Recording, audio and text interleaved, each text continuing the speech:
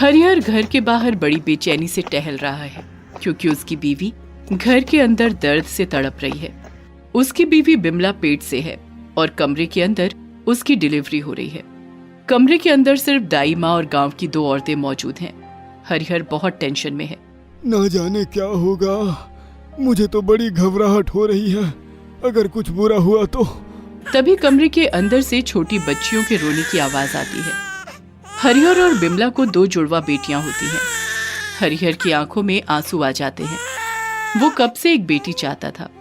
आखिरकार उसका सपना आज पूरा हुआ। उसने खुशी से रोते हुए दोनों बेटियों को गोद में लिया और कहा, हे भगवान, तेरा लाख लाख शुक्र है।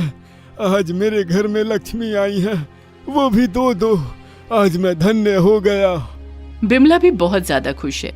वो दोनों बेटियों का नाम रखती है लक्ष्मी और सरस्वती। लक्ष्मी और सरस्वती के चेहरे पर हमेशा एक मुस्कान सी रहती है, जैसे कि इस घर में जन्म लेकर दोनों बहुत खुश हैं। इसके बाद 5 साल बीत जाते हैं। लक्ष्मी और सरस्वती में बहुत प्यार है। दोनों हमेशा एक दूसरे के साथ रहते हैं, एक साथ खेलते हैं, एक साथ खाते हैं, एक ही साथ सोते भी हैं। दोनों के बीच में जैसे कोई अटूट रिश्ता हो। माँ, मैं सरस्वती से बिछड़ नहीं सकती। हम जहाँ भी जाएंगे एक साथ जाएंगे, ससुराल भी एक साथ जाएंगे। सरस्वती भी रोते हुए कहती है, हाँ माँ, मैं भी लक्ष्मी के अलावा नहीं रह सकती। मेरी बहन ही मेरी सब कुछ है। हम दोनों अलग नहीं हो सकते। लक्ष्मी और सरस्वती बड़े होने लगते हैं। चारों एक हंसता खेलता परिवार बन जाते हैं। उनको लगता है कि अभी कोई भी दुख दर्द उन लोगों को हानि नहीं पहुंचा सकता, लेकिन उन्हें क्या पता था कि उन लोगों की जिंदगी में इतना ज्यादा दुख आने वाला है। 20 साल बीत जाते हैं। लक्ष्मी और सरस्वती जवान हो जाते हैं। उन लोगों की शादी की उम्र हो जाती है, मगर अभी भी दोनों पूरा दिन खेलते कूदते रहते हैं। गांव के पास एक छोटा सा जंगल है। दोनों उस जंगल में जाकर समय बिताते हैं, पेड़ों से फल तोड़कर खाते हैं और दोपहर को जंगल के उस पार खेत में हरिहर के लिए खाना लेकर जाते हैं। एक दिन हरिहर खेत में काम कर रहा है। इतने में एक मजदूर उसके पास आता है और हरिहर से कहता है, क्या रे हरिहर, तेरी बेटियां तो शादी के लायक हो गई है। कब करवाएगा उन दोनों की शादी? वही मैं हर रोज सोचता हूँ भाई। तभी वहाँ पर लक्ष्मी और सरस्वती खाना लेकर आ जाते हैं। ये लीजिए पिताजी आपका खाना। काका, आप भी आइए ना, बहुत खाना है। वाह हरिहर वाह, कितनी अच्छी लड़कियां हैं रे तेरी। इन दोनों की शादी तो बहुत अच्छे परिवारों में होगी। परिवारों में नहीं काका, परिवार में। हम दोनों एक ही घर में शादी करेंगे, वरना हम शादी नहीं करेंगे। मैं सरस्वती के बिना एक दिन भी नहीं रहूंगी। हाँ, मैं भी लक्ष्मी के बिना नहीं रहूंगी। अब बताओ कैसे मिलेंगे लड़के? हाँ, एक ही घर में दोनों की शादी कैसे करवाऊं? हाँ, मुश्किल की बात तो है, लेकिन तू चिंता मत कर हरिहर। मेरी जान पहचान की एक रिश्तेदार है जानकी। उसके 2 बेटे हैं, वो दोनों भी शादी के लायक ही है। अगर तू बोलेगा तो मैं बात करके देख सकता हूँ। अरे अरे, ये भी कोई पूछने की बात है क्या? आप बात करो। हरिहर खुश होता है। कुछ दिनों बाद उनके घर में लक्ष्मी और सरस्वती के लिए रिश्ता आता है। जानकी अपने दोनों बेटे के साथ उनके घर चली आती है। हरिहर और बिमला उन तीनों को बिठाकर खिलाते हैं। लक्ष्मी और सरस्वती जानकी को बहुत पसंद आते हैं। जानकी बड़ी खुशी से बिमला से कहती है, आपकी बेटियां तो बहुत ही खूबसूरत हैं और साथ ही साथ कितनी संस्कारी भी। हमें तो दोनों बहुत पसंद आए। हमें तो ये रिश्ता मंजूर है। आपके मुंह से ये बात सुनकर हम धन्य हो गए। तो अब हम दहेज के बारे में बात कर लें? नहीं नहीं, हम दहेज नहीं लेंगे। दहेज लेना या देना तो कानूनी तौर पर जुर्म है। हरिहर की जान में जान आती है, क्योंकि उसके पास देने के लिए ज्यादा कुछ है भी नहीं। उन लोगों की शादी तय हो जाती है। लक्ष्मी और सरस्वती ये सोचकर खुश होते हैं कि दोनों की शादी एक ही दिन में एक ही घर में होगी। शादी का इंतजाम किया जाता है। लक्ष्मी सरस्वती से कहती है, बहन, हम दोनों एक ही घर में जाएंगे और एक साथ रहेंगे। हम दोनों को कोई अलग नहीं कर सकता। हाँ, हम दोनों की डोली एक ही घर में जाएगी। दोनों बहुत खुश हुए। शादी का सारा इंतजाम हो गया और आखिरकार वो दिन आ ही गया। शादी के दिन सुबह सभी शादी की रस्मों में व्यस्त हो गए और तभी एक आदमी आकर हरिहर को खेत में बुला कर ले गया। खेत में कुछ जरूरी काम आ गया है, मुझे जाना ही पड़ेगा। ये बोलकर हरिहर चला गया। यहाँ दोनों बहनें अपने पिता का इंतजार करते रहे, मगर दोपहर हो गई। बिमला ने चिंतित होकर कहा, दोपहर हो गई, वो अभी तक नहीं आए। सुबह से कुछ खाया भी नहीं। माँ, मुझे पोटली में खाना बांध कर दे दो, मैं पिताजी को देकर आती हूँ। नहीं नहीं, आज तुम दोनों की शादी है। तो क्या हुआ माँ, इसीलिए तो और भी जाना चाहती हूँ। आज आखिरी बार पिताजी के लिए खाना लेकर जाना चाहती हूँ, मना मत कीजिए माँ। ये सुनकर बिमला राजी हो जाती है। लक्ष्मी और सरस्वती पोटली में खाना लेकर खेत की ओर बढ़ने लगते हैं।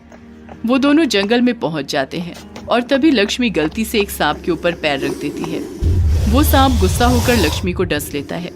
लक्ष्मी दर्द से चिल्लाने लगती है, आह, बचाओ बचाओ, सांप ने डस लिया, सांप ने डस लिया। सरस्वती दौड़कर आती है और घबरा कर कहती है, क्या हुआ, क्या हुआ? मुझे सांप ने डस लिया सरस्वती। आह, हे राम, अब मैं क्या करूं? तुझे तो अभी अस्पताल लेकर जाना होगा। ये बोलकर सरस्वती लक्ष्मी को बहुत मुश्किल से कंधे पर उठाती है और अस्पताल की ओर चलने लगती है। जंगल से बाहर निकलते ही आसपास के लोग ये देख लेते हैं और सभी मिलकर लक्ष्मी को अस्पताल ले जाते हैं।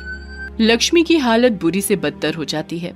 अस्पताल में उसको एडमिट कर लिया जाता है और ये खबर मिलने के बाद बिमला और हरिहर दौड़कर अस्पताल आते हैं। हे राम, क्या हो गया मेरी बेटी को? शादी के दिन ये कैसा सत्यानाश हो गया। बिमला रोती रही, हरिहर चिंता में पड़ गया और उधर लक्ष्मी अपनी जान के लिए लड़ती रही, लेकिन वो हार गई। अस्पताल लाते लाते बहुत देर हो गई थी। लक्ष्मी चल बसी। ये खबर सुनने के बाद सब लोग रो पड़े। हरिहर भी रो पड़ा।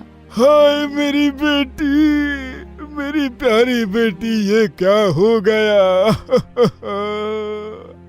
मगर सबसे ज्यादा दुख सरस्वती को हुआ, क्योंकि इस दुनिया में लक्ष्मी ही उसकी सहेली थी। लक्ष्मी के साथ एक ही घर में जाने का सपना देख लिया था उसने। वो सिसक सिसक कर रोने लगी और इतने में वहां जानकी और उसके 2 बेटे आ गए। जानकी बिमला को संभालने लगी और उसके 2 बेटे हरिहर को, लेकिन सरस्वती को संभालने वाला कोई नहीं था। इतने में जानकी ने कहा, आज ही के दिन ऐसा हो गया, ये किसको पता था? आज शादी रोक देते हैं। तब अचानक से सरस्वती कह उठी, नहीं, ये शादी होगी, होकर ही रहेगी। हम दोनों की इच्छा थी कि हम एक साथ एक ही घर में जाएंगे। एक साथ दोनों की डोली तो नहीं जा पाई, इसीलिए मेरी डोली और लक्ष्मी की अर्थी एक साथ एक ही घर में जाएगी। नहीं तो मैं जिंदगी भर कभी शादी नहीं करूंगी। ये सुनकर और किसी ने कुछ नहीं बोला। आज के दिन लक्ष्मी और सरस्वती की इच्छा पूरी करना बहुत जरूरी है, इसीलिए सभी मान गए। हरिहर ने कहा, ठीक है, दोनों एक साथ ही एक घर में जाएंगे। उसके बाद मेरी लक्ष्मी बेटी का अंतिम संस्कार होगा। रात को सरस्वती आंखों में आंसू लेकर शादी के मंडप में बैठ गई। लक्ष्मी की बॉडी को थोड़ी दूर पर ही रखा गया। जानकी के छोटे बेटे के साथ सरस्वती की शादी हो गई और वो जाकर डोली में बैठ गई। 4 लोगों ने मिलकर डोली को उठाया और 4 लोगों ने मिलकर लक्ष्मी की अर्थी को कंधे पर उठाया और सब चलने लगे। बिमला की आंखों से जैसे आंसुओं की धारा बहने लगी। उसने रोते हुए कहा, नसीब तो देखो, एक डोली चली और एक अर्थी चली। डोली और अर्थी एक दूसरे के साथ चलने लगी। लक्ष्मी और सरस्वती का बस शरीर अलग अलग था, लेकिन रूह तो एक दूसरे के साथ जुड़ी हुई थी। लक्ष्मी के शरीर से उसकी आत्मा बाहर आई और सरस्वती की तरफ देखकर बात करने लगी। बहन, मैं जा रही हूँ बहन, सबको छोड़कर बहुत दूर जा रही हूँ। लक्ष्मी की आत्मा को और कोई सुन न सका, बस सरस्वती को वो बात सुनाई थी। ये सुनकर सरस्वती और ज्यादा रोने लगी। उसकी आंखों से जैसे आंसुओं की धारा बहने लगी। उसने रोते हुए कहा, दीदी, अब क्यों जा रहे हो मुझे छोड़कर? हम एक साथ जिएंगे, एक साथ मरेंगे, ऐसी ही बात हुई थी ना। रो मत बहन, यही तो जिंदगी है। जब जब एक की डोली उठती है, तब तब एक की अर्थी भी उठती है। तुझे शादी मुबारक हो बहन, अच्छे से रहना। मैं नहीं हूं तो क्या हुआ, मुझे पता है तू जिंदगी में बहुत खुश रहेगी। मैं जा रही हूँ बहन, मैं जा रही हूँ। ऐसे ही रोते रुलाते हुए डोली और अर्थी जानकी के घर पहुंच गई। लक्ष्मी की आखिरी इच्छा पूरी हुई। इसके बाद लक्ष्मी का अंतिम संस्कार किया गया। सभी ने आंसुओं से उसे विदा किया और इसके बाद सरस्वती ने लक्ष्मी की यादों को मन में लेकर ससुराल में घर बसाना शुरू किया। यही जीवन का सत्य है, हमेशा के लिए कोई रहता नहीं, सभी चले जाते हैं। जब जब एक डोली कंधे पर उठती है, तब तब एक अर्थी भी कंधे पर उठती है। इस सत्य को मान लेना ही जीवन है।